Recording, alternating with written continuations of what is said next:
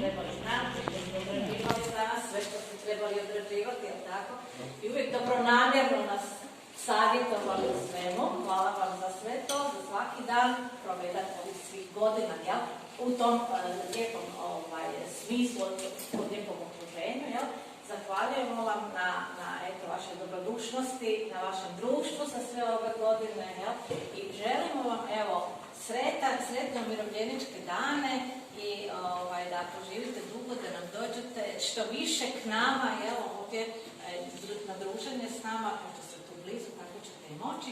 I u to ime od djelatnika naše škole jedna mala čestitka, da nas se sjetite, da sa našim imenima, da malo pogledate i da nas se sjetite. Evo kaže, od sada ti svaki vikend traj 7 dana, opusti se i uživaj.